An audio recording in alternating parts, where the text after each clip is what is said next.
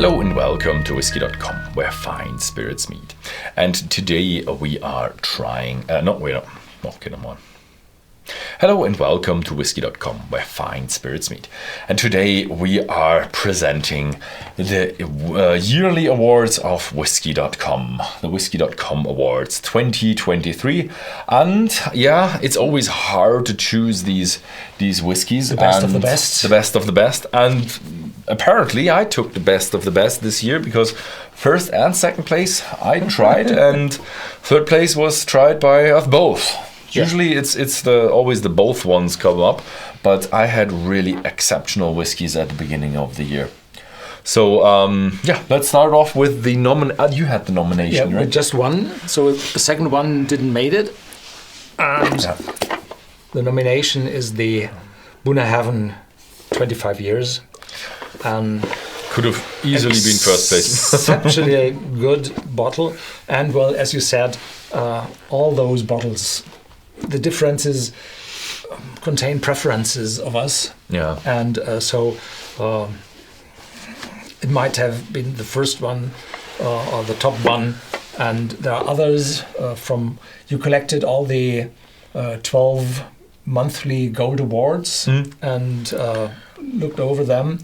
And there had been some which had to have a nomination as well, but we would sit here for an hour. Yeah, we've intentionally kept it a little bit shorter. The Bunnahabhain 25 years could have been gold award, but this year we actually did look a bit more into on the price as well. So the Bunnahabhain is 338 euros. So we said, okay, could be first place. It's excellent whiskey, but it's just so expensive. And if you look at others from the Isle of Islay, 25 years, you can reach 4-digit figures. Yeah, so still affordable for 25 years. It's not that bad. That's why it got into this into nominations. We had other whiskies that were better and Irish, and but they were even more expensive. Yeah, and so in terms of price and really good quality, is an exceptionally good whiskey. And then we have another very exceptionally good whiskey, the Bronze Award, and we both have them because it's an update for the design. Yeah, one of my very, very favorite, the Talisker Portrait, Ruighe written.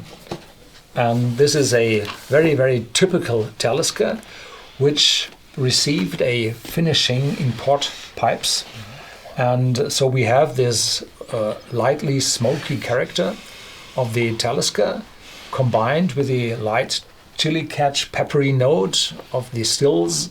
And then in the end, the finish in pot wood. So this is a very, very complex whiskey, and even showing no age statement, this is very complex for such a whiskey, and that's what it's really about. Yeah. So this is, as the Bunnahabhain, a very complex whiskey.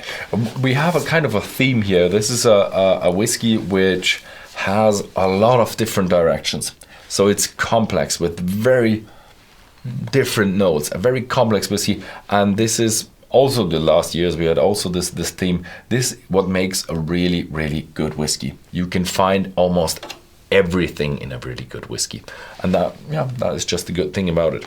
So pretty spicy character, pretty smoky, third place, affordable. Yeah, at Whisky.com for the Netherlands it's 45 euros roughly. A bit more because of taxes. And then we have the second place, a bit more expensive, but now we come into the range of the 18 to 21 years, because whiskies, especially Scotch whiskies, really excel in the 18 to 20 years range.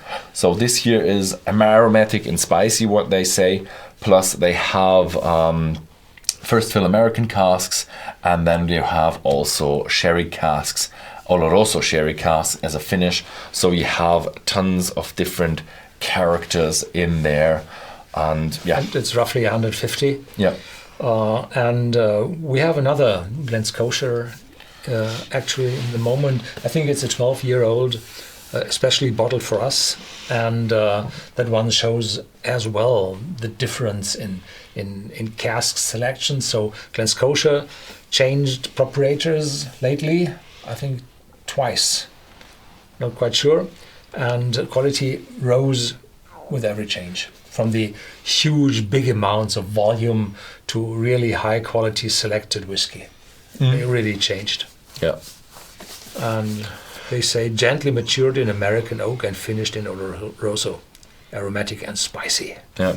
When I came to them almost 10 years ago, I think when we talked, it's like, yeah, they want to be premium and they're working on premium, and now, yeah, they are definitely premium now. They have worked themselves up over the last years. Yeah, and Glen Scotia is quite a big distillery in terms of volume, and they put cask aside.